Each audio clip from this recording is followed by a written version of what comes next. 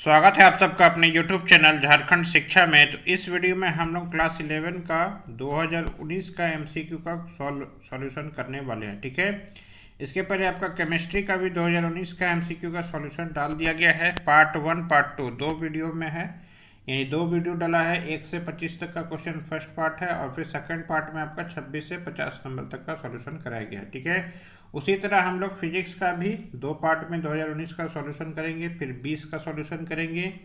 21 के में एग्जाम नहीं हुआ था तो 21 का छोड़ देंगे, 22 का क्वेश्चन को भी हम लोग सॉल्व कर लेंगे। ठीक है, तो इस तरह से आपका तैयारी पूरा होगा। और कुछ अगर आपको चैप्टर्स में दिक्कत है तो आप कमेंट बॉक्स में कमेंट कर सकते हैं, तो हम स्पेशल उस चैप्टर का वीडियो भी लाएंगे। ठीक है, तो चलिए हम लोग वीडियो को स्टार्ट करते हैं। सबसे पहला सवाल देख लेते हैं क्या है। सबसे पहला बेसिक सवाल ही आपको पूछे जाएंगे जो आपका यूनिट और मेजरमेंट का होता है। सबसे पहला है which of the following forces is not a fundamental force in nature. जो देखिए सबसे पहला सवाल कि फंडामेंटल फोर्स किसको बोलेंगे। फंडामेंटल फोर्स जो होगा वो आपका नेचर पे डिपेंड करेगा। ठीक है, यहाँ देख लीजिए क्या है फंडामेंटल फोर्स। आपका ग्रेविटेशनल फोर्स है तो ग्रेविटेशनल फोर्स क्या है आपका यूनिवर्सल है, यानी कि यूज होता है आपका क्या है कि ग्रेविटी है। फिर आपका इलेक्ट्रोमैग्नेटिक फोर्स है, ये भी इलेक्ट्रिसिटी मैग्नेटिज्म पे, ये भी आपको नेचर में मिलेगा। स्ट्रॉन्ग न्यूक्लियर फोर्स, ये भी आपका दो एटम के बीच में होता है। लेकिन टेंशन फोर्स जब आप एक रस्सी को लटका रहे हैं, रस्सी में कोई मास को लटकाए, तो ये आपका जो फोर्स यहाँ रस्सी में लग रहा है वो क्या लगेगा, वही आपका टेंशन फोर्स कहलाता है। ठीक है, याद रखिएगा। तो फंडामेंटल फोर्स कौन सा नहीं होगा, तो टेंशन फोर्स। ठीक है, चलिए नेक्स्ट सवाल चलते हैं। Light year is the unit of. Light year किसका यूनिट है, तो देखिए लाइट यहाँ लिखा हुआ है, इसका मतलब ये नहीं कि आप इंटेंसिटी ऑफ लाइट में टिक कर दीजिएगा, नहीं। आपको ये यूनिट किसका मिलेगा, ये यूनिट आपको मिलेगा डिस्टेंस का। किसका मिलेगा, डिस्टेंस का। ठीक है, आगे आपका सवाल है ऐसा unit of work in joule it is equivalent to. किसके बराबर होगा, तो याद रखिए ये होता है आपका एक जूल में, याद रखिएगा एक जूल में आपका 10 का पावर 7 अर्ग होता है, यानी ऑप्शन नंबर 3 आपका यहाँ पर सही हो जाएगा। ठीक है, आगे आपका सवाल है यूनिट ऑफ एंगुलर मोमेंटम। मान लीजिए आपको एंगुलर मोमेंटम का यूनिट यही याद है, ठीक है, नहीं याद है तो फॉर्मूला आप याद रख सकते हैं। एल इज इक्वल टू क्या होता है, आई ओमेगा। ठीक है, आई ओमेगा। अब देखिए आई का क्या होता है, केजी मीटर स्क्वायर होता है, और ओमेगा क्या होता है, रेडियन पर सेकंड होता है। तो रेडियन को हमको यूज नहीं करना है, सिर्फ पर सेकंड को यूज करना है, क्योंकि रेडियन आपका एसआई में नहीं आता है, यूनिट में वो नहीं आता। ठीक है, हमको क्या लिखेंगे, हम पर सेकंड यूज करेंगे। तो केजी मीटर स्क्वायर पर सेकंड, जो आपको देखिएगा ऑप्शन नंबर आपका 4 में दिख रहा होगा। ठीक है, केजी मीटर स्क्वायर पर सेकंड, सॉरी ऑप्शन नंबर 2 में, ऑप्शन नंबर 2 में आपको दिख रहा होगा। ठीक है, चलिए 5वां नंबर सवाल है which of the following is not a scalar quantity. कौन सा स्केलर क्वांटिटी नहीं है, ये आपको बताना है। तो देखिए टेम्परेचर, इसमें भी डायरेक्शन से कोई मतलब नहीं है, तो ये क्या है, स्केलर है। चार्ज भी है। आपका कोफिशिएंट ऑफ फ्रिक्शन, तो फ्रिक्शन जहाँ आ रहा है, तो फ्रिक्शन क्या है, एक डायरेक्शन में लगता है, या तो इधर लगेगा या इधर लगेगा या इधर लगेगा, किधर लगेगा, तो डायरेक्शन बता रहा है, तो उसका जो कोफिशिएंट होगा तो वो भी क्या होगा, स्केलर नहीं होकर के क्या होगा, वेक्टर होगा, यानी ऑप्शन नंबर 2 आपका सही हो जाएगा। ठीक है, और इम्पल्स ध्यान रखिए, मोमेंटम आपका इम्पल्स जो होता है, चेंज इन मोमेंटम होता है आपका, वो आपका स्केलर क्वांटिटी में आता है। ठीक है, याद रखिएगा। चलिए अब आपका एक वेक्टर से क्वेश्चन पूछा गया कि यूनिट वेक्टर का इंडिकेशन हम लोग कैसे करते हैं। तो आपको लिखना है ए वेक्टर और divided by modulus of A vector. क्या लिखेंगे, A vector modulus of A vector, option number 1। चलिए नेक्स्ट सवाल देख लेते हैं। Area under force displacement curve, बहुत ही आसान सा सवाल।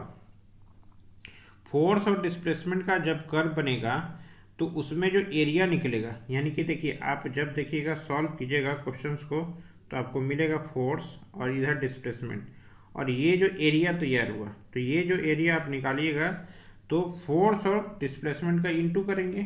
ठीक है, इंटू करेंगे तो क्या मिलेगा, फोर्स इंटू डिस्प्लेसमेंट क्या होता है, वर्क डन, यानी किया गया काम। ठीक है, चलिए नेक्स्ट आपका analogue of mass in rotational motion. Analogue of mass in rotational motion, यानी मास को हम लोग रोटेशनल मोशन में किस नाम से यूज करते हैं, तो इसमें हम लोग मोमेंट ऑफ इनर्शिया के नाम से यूज करते हैं। ठीक है, याद रखिएगा। चलिए आगे है आपका पाथ फॉलोड बाय प्रोजेक्टाइल। देखिए सबसे पहला बात, प्रोजेक्टाइल कैसे तैयार होता है। हम लोग किसी एंगल पे किसी चीज़ को फेंकते हैं तो क्या होता है, ये पाथ फॉलो होता है। तो क्या कहलाता है ये पाथ, क्या कहलाएगा, इस प्रकार से ग्राफ जो बनता है इसको हम लोग बोलते हैं पाराबोलिक। स्ट्रेट लाइन तो है नहीं, सर्कुलर पूरा जब तक घूमेगा नहीं तब तक ये नहीं होगा। तो ये सर्कुलर भी नहीं, इलिप्स भी नहीं है। इलिप्स जो शेप बनेगा तो इलिप्स ऐसा बनता है, याद रखिएगा, इलिप्स ऐसा बनता है अंडाकार शेप का। ठीक है, तो ये क्या होगा, पाराबोलिक यानी पाराबोलिक, यानी कि आपका ऑप्शन नंबर 4 आपका सही हो जाएगा। ठीक है, आगे आपका कपल प्रोड्यूसेस।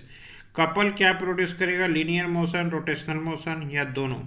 देखिए कपल क्या होता है कि आपको इधर से फोर्स लग रहा है, एक इधर से फोर्स लग रहा है, ये दूरी r है, ये मान लिए जाए ये r1 है या r2 है, तो ये जो है आपको क्या करेगा, रोटेशनल मोशन, इसको घुमाएगा ना, लीनियरली तो कहीं नहीं लेके जा रहा है, ये फिक्स पोजीशन है, तो ये क्या रहा, घुमा रहा है, तो ओनली रोटेशनल मोशन, यानी ऑप्शन नंबर 2 आपका सही हो जाएगा। ठीक है, चलिए value of g, maximum at poles, maximum at equator, same everywhere, maximum of the centre of the earth. सबसे पहले देखिए समझिए कैसे आपको यहाँ पे पकड़ना है। अब ये आप अर्थ का सरफेस बनाइए, बना दिए हम लोग, यहाँ क्या होगा, पोल होगा, यहाँ पोल होगा, ये सेंटर ऑफ अर्थ होगा, यहाँ इक्वेटर होगा, हो गया। अब बताइए कि कोई बॉडी अगर यहाँ पर है तो उसको सबसे ज़्यादा ताकत कहाँ से खींचने में लगेगा, यहाँ से खींचने में लगेगा। जितना ज़्यादा ताकत, यानी F इज इक्वल टू क्या लिखते हैं हम लोग, mg लिखते हैं, जितना ज़्यादा ताकत, ठीक है, जितना ज़्यादा ताकत उतना ज़्यादा आपका g लगेगा। तो क्या यहाँ दूरी है, ज़्यादा है ना, दिख रहा है ना आपको, तो यहाँ फोर्स ज़्यादा लगेगा खींचने में, तो कहाँ पे ज़्यादा होगा, आपका पोल्स पे। जैसे ही इक्वेटर पे आएंगे कम हो जाएगा, और सेंटर पे जब भी आएंगे तो सेंटर पे आपका मिनिमम हो जाएगा। जीरो नहीं बोल सकते हम लोग, क्योंकि जीरो नहीं बोल सकते हम लोग, क्या बोलेंगे, मिनिमम होगा सेंटर ऑफ द अर्थ पे। ठीक है, समझ गए आप बात को, जितना दूरी ज़्यादा होगा सेंटर ऑफ अर्थ से उतना ज़्यादा आपका ग्रेविटेशनल, आपका स्मॉल जी का वैल्यू होगा। ठीक है, तो आंसर क्या हो जाएगा आपका, maximum at poles. Centre of mass of a body, देखिए centre of mass of body कहाँ लाई करेगा, दो चीज़ एग्जाम्पल समझ लीजिए। सेंटर ऑफ मास जब हम इस लोग स्फेयर लेते हैं तो स्फेयर क्या होता है, अंदर में पाया जाता है उसका। ठीक है, लेकिन जब हम लोग रिंग लेंगे तो इसका outside the body centre of मास पाया जाएगा। तो centre of mass of body हमेशा बॉडी के अंदर नहीं हो सकता, अंदर और बाहर दोनों हो सकता है, यानी ऑप्शन नंबर 4 आपका सही है।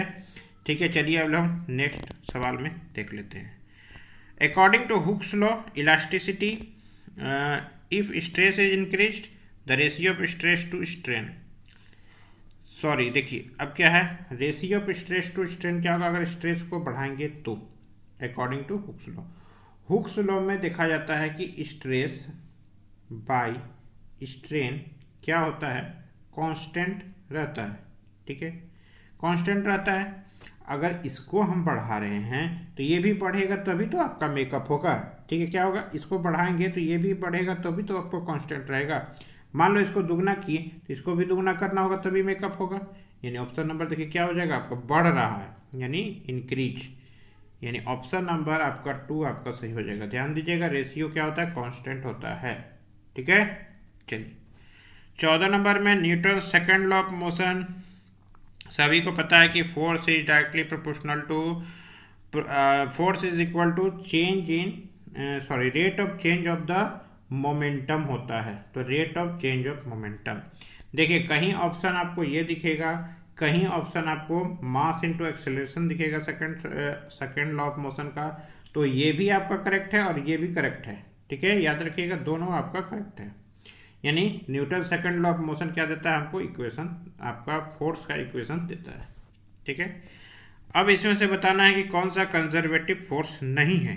ठीक है, force of friction, magnetic force, gravitational force, electrostatic force.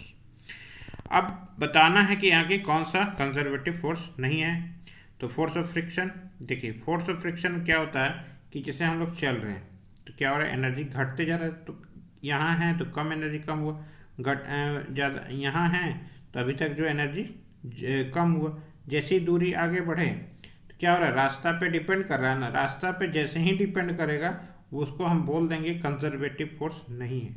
ठीक है, बाकी देखिए मैग्नेटिक फोर्स क्या है, यहाँ दो रख दिए, अब यहाँ इधर रखिए चाहे इधर रखिए, बात बराबर है, कहीं से भी अट्रैक्ट कर लेगा। ग्रेविटेशनल फोर्स का भी वही है, इलेक्ट्रोस्टैटिक फोर्स का भी वही है। तो सभी क्या है, कंजर्वेटिव फोर्स है। लेकिन फोर्स ऑफ फ्रिक्शन क्या है, जिस फोर्स से एनर्जी का लॉस होगा, याद रखिए जिस फोर्स से एनर्जी का लॉस होगा वो कंजर्वेटिव नहीं हो सकता। ठीक है, चलिए 16 नंबर सवाल में इनपरफेक्टली इन इलास्टिक कोलिजन आपका momentum and kinetic energy both आपका क्या रहेगा, कंजर्व रहेगा। ठीक है, याद रखिएगा।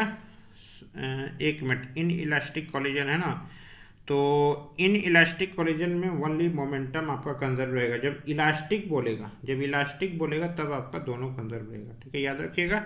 चलिए आपका बहुत ही आसान सा सवाल पूछा गया, पावर ऑफ द क्रेन। अगर 100 kg का हाइट 100 kg का मास को 10 मीटर हाइट तक ले जाने के लिए 20 सेकंड में, तो कितना पावर लगेगा, तो mgh 100 और g का वैल्यू 10 mgh बाई टाइम, तो ये कट गया, ये हो गया 500 वाट।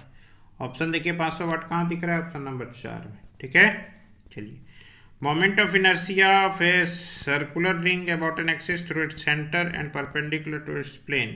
बहुत ही सिंपल सा सवाल है, इक्वल टू mr²। ये चार्ट आप लोग याद करके जाइएगा, आपको मिल जाएगा एनसीईआरटी में।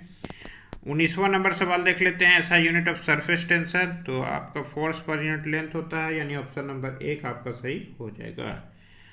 आगे आपका 20वां नंबर सवाल है, height of A Jio stationery satellite. तो जियो स्टेशनरी सैटेलाइट का हाइट होता है 36,000 किलोमीटर। याद रखिएगा, ये सब डायरेक्ट क्वेश्चन आने वाला है। Rotational kinetic energy half I omega square, half यहाँ आपको दिख नहीं रहा होगा तो हम लिख देते हैं हाफ आई ओमेगा स्क्वायर। देखिए प्रीवियस ईयर क्वेश्चंस को करके जाइए, आपका क्वेश्चन जरूर आएगा। Unit of coefficient of viscosity poise, देखिए यूनिट यहाँ पूछा गया है ना, तो एक तो पॉइज लिखते हैं, नहीं तो आपको ऑप्शन दूसरा भी आपको दे सकता है। ठीक है, डाइन आपका सीजीएस यूनिट में फोर्स का होता है, हेनरी आपका इंडक्टेंस का होता है, और अर्थ तो आपको पता ही है कि एनर्जी का होता है। ये सारा ये सीजीएस यूनिट है, ये भी सीजीएस यूनिट है। ठीक है, चलिए 22 के बाद 23 नंबर, बर्नौली प्रिंसिपल किस पे डिपेंड है, कंजर्वेशन ऑफ मास पे, कंजर्वेशन ऑफ मोमेंटम पे, एंगुलर मोमेंटम पे, या एनर्जी पे। तो ये आपका कंजर्वेशन ऑफ एनर्जी पे डिपेंड करता है। ठीक है, चलिए नेक्स्ट है आपका 23 हो गया। 24 number, particle moving in a circular path of radius R with velocity v, then centripetal acceleration of the particle is. देखिए सबसे पहले फॉर्मूला क्या लिखते हैं हम लोग, mv²/r लिखते हैं फोर्स का। तो इसको हम लोग इक्वेट कीजिए मास इंटू एक्सेलरेशन से, तो मास और मास गया, एक्सेलरेशन क्या निकला v²/r। तो v²/r कहाँ दिख रहा है, ऑप्शन नंबर 4 में। ऑप्शन नंबर 4 आपका सही हो जाएगा। और इस वीडियो का आखिरी सवाल, इसके बाद अगला वीडियो में हम लोग क्या देखने वाले हैं, 26 से 50 नंबर का सॉल्यूशन हम लोग करने वाले हैं। ठीक है, इसलिए वीडियो को दोस्तों में शेयर करते रहें और चैनल को जरूर सब्सक्राइब कर लें, क्योंकि आपको यहाँ पे बेहतरीन तैयारी कराई जाएगी। ठीक है, आप देखिएगा कि आपको एग्ज़ाम में 1 घंटा का समय मिल रहा है फिजिक्स केमिस्ट्री के लिए। फिजिक्स में 1 घंटा, केमिस्ट्री में 1 घंटा। यहाँ का वीडियोस को आप देख करके जाइएगा तो आपको लगेगा कि 1 घंटा भी मेरे लिए बहुत ज़्यादा है। ठीक है, तुरंत आप तैयार कर लीजिएगा। Ratio of shearing stress to shearing strain, यहाँ सीधा बात है कि स्ट्रेस टू स्ट्रेन को क्या बोलते हैं हम लोग, मॉडुलस बोलते हैं। तो क्या हो जाएगा आपका शियर मॉडुलस, यानी ऑप्शन नंबर 3 आपका सही हो जाएगा। ठीक है, तो वीडियो को दोस्तों में ज़्यादा शेयर करें। Thank you for watching.